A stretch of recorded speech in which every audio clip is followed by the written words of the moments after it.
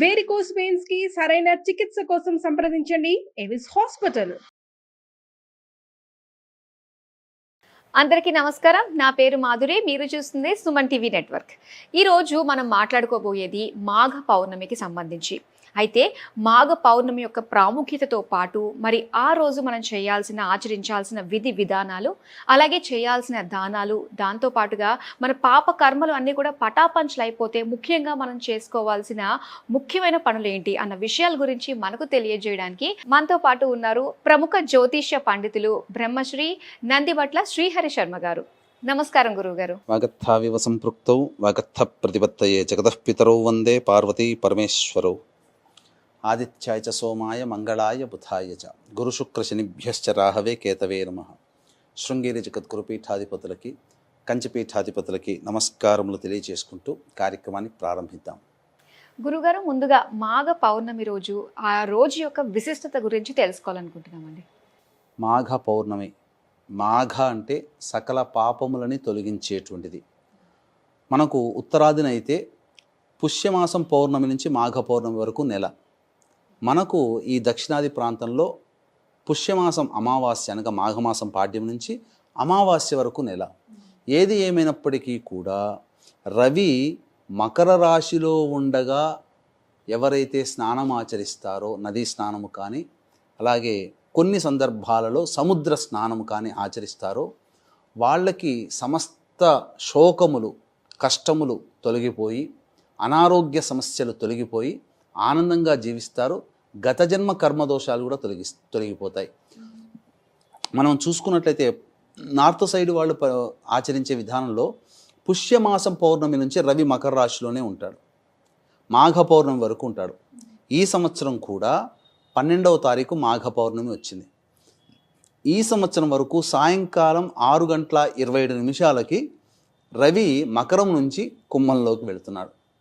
కాబట్టి కనీసం మాఘమాసంలో ఈ యొక్క పాపాలను తొలగించేటువంటి మాసము ఇది. కాబట్టి ఈ మాఘమాసంలో వీక్షించేటువంటి సుమన్ టీవీ ప్రేక్షకులు కూడా అందరూ కూడా తమ శక్తి అనుసారముగా పూజాది కార్యక్రమాలు, దానాది కార్యక్రమాలు ఈరోజు గనక చేసినట్లయితే తప్పకుండా అవి 1000 రెట్ల ఫలితాన్ని మీకు అందిస్తాయని చెప్పడంలో ఏమాత్రము సందేహం లేదు. అలాగే మాఘ స్నానాలకు కూడా చాలా ప్రాముఖ్యత ఉంటుంది కదండి. ముఖ్యంగా వచ్చే పౌర్ణమి రోజు స్నానాధికాలు ఏ విధంగా చేయాలంటారు? మనకు ఈ నదీ స్నానము చేసేటువంటి సందర్భాలలో కార్తీక మాసం ఒకటి, అలాగే మార్గశిర మాసం ఒకటి, మాఘమాసము, వైశాఖ మాసంలో చెప్పబడి ఉన్నాయి.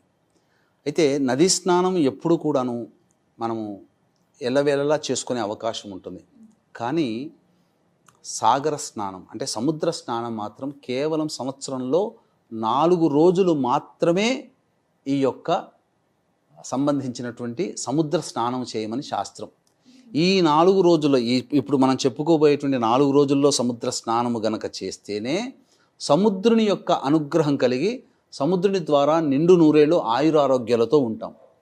ఇది చెప్పబడి ఉంది. గురుగారు, మరి ఎందుకు ఈ సముద్ర స్నానం చేయకూడదంటారు?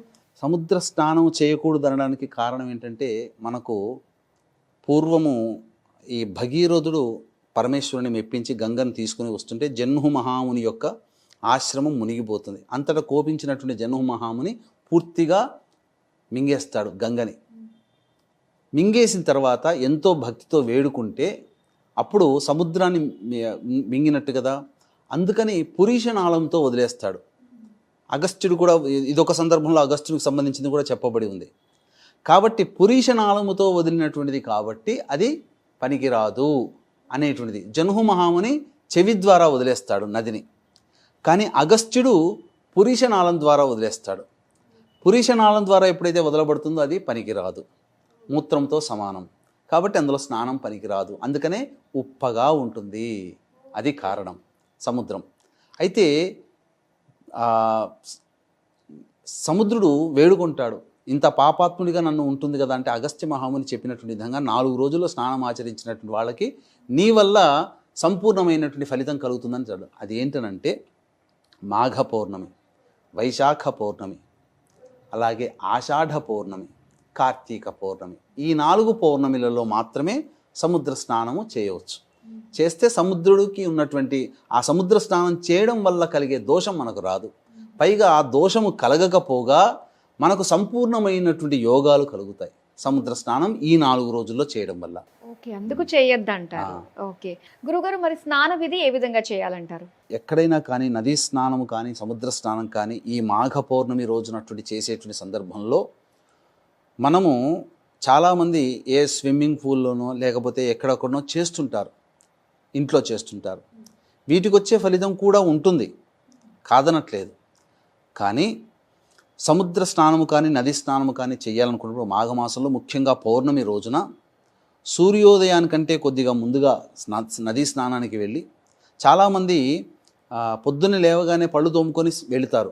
అది అలా చేయకూడదమ్మా. సముద్ర స్నానానికైనా నదీ స్నానానికైనా కానీ ఖచ్చితంగా ముందుగా మనం ఏ రూమ్లో ఉంటామో, ఏ క్షేత్రానికో వెళుతుంటాం, ఆ రూమ్లో స్నానం ఆచరించి లేదా ఇంట్లోనైనా స్నానం ఆచరించి పొడి బట్టలు వేసుకొని పవిత్రంగా మనం వెళ్ళాలి. సూర్యోదయం కంటే ముందే స్నానం వెళ్ళి ఆ నది ప్రవాహానికి ఎదురుగా ఉండాలి. ఇప్పుడు నది ఇలా పోతుంది అనుకోండి, అప్పుడు మనం ఇలా స్నానం ఉండాలి అంతే తప్ప నది ఇలా పోతున్నప్పుడు నదితో పాటుగా మనం కాదు.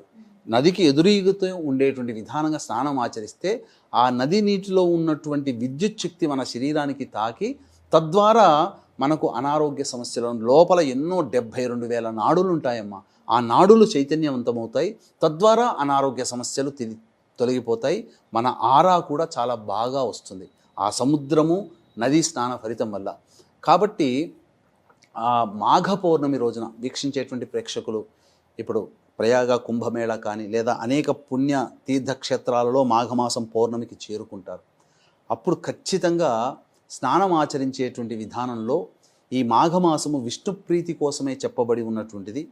పైగా గౌరీదేవి జన్మించినటువంటి రోజుగా కూడా చెప్పబడి ఉందమ్మా. కాబట్టి ఈ విష్ణుప్రీతి కోసమై విష్ణువుని అచ్యుత మాధవ అనంత గత జన్మలలో చేసినటువంటి పాపమంతా కూడాను నీ అనుగ్రహం వల్ల తొలగిపోవాలి, నిన్ను స్మరిస్తూ నేను ఈ యొక్క స్నానం ఆచరిస్తున్నాను, నీ వల్ల నాకు కష్టములు తొలగిపోవాలి, నా జాతకంలో వచ్చేటువంటి కష్టాలు నా కుటుంబానికి నాకు అందరికీ కష్టాలు తొలగిపోవాలని చెప్పి ముమ్మారులో మునక వేసి స్నానం చేసి తదనంతరం ఆ నదిలోనే ఆ సముద్రంలో ఉండగానే ఉదయిస్తున్నటువంటి సూర్యునికి 3 సార్లు అర్ఘ్యం ఇవ్వాలి. ఏ విధంగా ఇవ్వాలి అని అంటే, ఈ అర్ఘ్యం ఇవ్వడం ద్వారా ఏ విధంగానైతే నీరంతా కూడా కిందికి వెళ్ళిపోయి ఆ సముద్రంలో కలిసిపోతుందో నా పాపములన్నీ కూడాను పూర్తిగా కలిసిపోవాలి, నా దేహంలో వచ్చేటువంటి అనారోగ్యాలన్నీ కూడాను ఈ నదిలో కలిసిపోవాలి అనే భావనతో అర్ఘ్యం ఇవ్వాలి, పాపక్షయం అవ్వాలని చెప్పి ఆ విధంగా చేసి నది స్నానం ముగించుకొని సముద్ర స్నానం ముగించుకొని రావాలమ్మా. అలాగే మాఘ పౌర్ణమి రోజు పూజా విధానం ఎలా చేసుకోవాలి గురుగారు? మాఘ పౌర్ణమి నాడు మనం ఎప్పుడైనా కానీ పౌర్ణమి అంటే గుర్తుకొచ్చేటువంటిది లలిత అమ్మవారి పూజ, తర్వాత ఈ సంబంధించినటువంటి సత్యనారాయణ స్వామి వ్రతం. అసలు మాఘ పౌర్ణమి రోజున చేయమని చెప్పబడి ఉంది. మాఘ పౌర్ణమి రోజున ఎవరైతే సత్యనారాయణ స్వామి వ్రతాన్ని ఆచరిస్తారో విష్ణువుకి అత్యంత ప్రీతికరులవుతారట.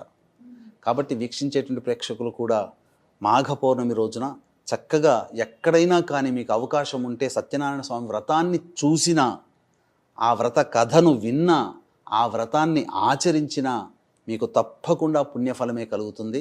ఇంకా నదీ స్నానంలో, నదీ తీర ప్రాంతంలో కానీ దేవాలయ పుణ్యక్షేత్ర ప్రాంతంలో కానీ జరిగేటువంటి వ్రతంలో పాల్గొన్న చూసినా ఆ యొక్క ఫలితం వర్ణించడానికి కూడా మాటలు చాలవట. అంతటి మహత్యమైన రోజు ఈ మాఘ పౌర్ణమి రోజున ఖచ్చితంగా లక్ష్మీతో సహా ఉన్నటువంటి విష్ణువుని ఆరాధన చేయమని మనకు ఈ మాఘ పౌర్ణమి రోజున చెప్పబడి ఉంది. గౌరీ ఆరాధన కూడా చేయమని చెప్పబడి ఉంది. ఎవరైతే అమ్మవారి ఉపాసన పరులైతే ఎవరైతే ఉంటారో ఆ రోజున సూర్యోదయం నుంచి సూర్యాస్తమయం వరకు ఉపవాసం ఉండవచ్చు. ఉండి ప్రదోషకాల సమయంలో విశేషముగా అమ్మవారికి శ్రీచక్రార్చన, లలితా సహస్రనామ పారాయణాలు ఆ రోజు ఎన్నిసార్లు వీలైతే అన్నిసార్లు చేయండి. ఎందుకంటే సాక్షాత్తు గౌరీదేవి జన్మించినటువంటి పుణ్యతిథిగా చెప్పబడినటువంటి శాస్త్ర ప్రమాణాన్ని అనుసరించి విశేషంగా విష్ణువుకు సంబంధించింది కాబట్టి పౌర్ణమి రోజు ఉత్తరాది ప్రాంతం వాళ్ళకి ఆఖరి రోజు, చాంద్రమానాన్ని అనుసరిస్తున్నటువంటి మనకి పౌర్ణమి చాలా ప్రత్యేకము. కాబట్టి భారతదేశం మొత్తం కూడా సనాతన సాంప్రదాయాన్ని పాటించే ప్రతి వ్యక్తికి కూడా పౌర్ణమి అనేటువంటిది సంపూర్ణమైనటువంటి యోగాన్ని ఇచ్చే రోజుగా కూడా చెప్పబడి ఉంది. కాబట్టి ఆ రోజున చేసినట్లయితే మనకు జాతకరీత్యా ఉన్నటువంటి అనేక కష్టాలకు తొలగిపోతాయి, సంకల్పం నెరవేరుతుంది, సమస్యలు తీరిపోతాయి. ముఖ్యంగా మీకు ఒక చక్కటి ఈ రోజున చేయాల్సినటువంటి దానం గురించి కూడా మీకు తెలియచేయడం జరుగుతుంది. ఏ దానాలు చేసుకుంటే మంచిది అంటారు ఈరోజు? ముఖ్యంగా మనం వీక్షించేటువంటి ప్రేక్షకులు గమనించాల్సినటువంటిది, ఈ యొక్క మాఘ పౌర్ణమి రోజున ఇంతకుముందు ప్రయాగ క్షేత్రంలో కార్యక్రమాలు నిర్వహిస్తున్నామని చెప్పాము. కానీ యోగి ప్రభుత్వం అక్కడ జరిగినటువంటి కొన్ని దుర్ఘటనల కారణం చేత అక్కడ కార్యక్రమాలు చేయడానికి అనుమతించలేదు. కావున ఈ యొక్క జాతకరీత్యా కలుగు విద్య, వివాహ, ఉద్యోగ, దాంపత్య, సంతాన, అనారోగ్య సమస్యల నివారణకి, అలాగే గత జన్మ కర్మదోషాలు ఉంటేనే ఈ జన్మలలో సమస్యలు అనేటువంటి ఉంటాయి. కాబట్టి గత జన్మ కర్మదోష నివారణ తిలహోమాలు ఈ 2025 సంవత్సరం మొత్తం కూడా శని ప్రభావం అన్ని రాశుల వారికి ఉంటుంది. కావున శనిదోష నివారణ హోమాలు పర్ హెడ్ 2100 రూపాయలకి చేయించడం జరుగుతుంది. అవకాశం ఉన్న వాళ్ళు కార్యక్రమ తదనంతరం కాంటాక్ట్ చేసి గోత్రనామాదులు నమోదు చేసుకోవచ్చు. ఇక దానం విషయంకి వచ్చేసరికి ఏదైనా కానీ దానం ఆఖరిన. కాబట్టి ఈ దాన విధానము ముఖ్యంగా విష్ణువుని ఈ రోజున పూజించమంది. తిలలతో గనక విష్ణువుని పూజ చేసిన, అలాగే తిలలు కలిపినటువంటి నీటితో ఈశ్వరునికి అభిషేకము చేసిన గత జన్మ కర్మదోషాలు తొలగిపోతాయి. శివానుగ్రహం, విష్ణు అనుగ్రహం ఏకకాలంలో లభిస్తుంది. ముఖ్యంగా విష్ణువుకైనా ఈశ్వరుడికైనా కానీ మనకు ఈ మాఘ పౌర్ణమి రోజుననే పెట్టవలసినటువంటి నైవేద్యం ఒకటి చెప్పబడి ఉంది.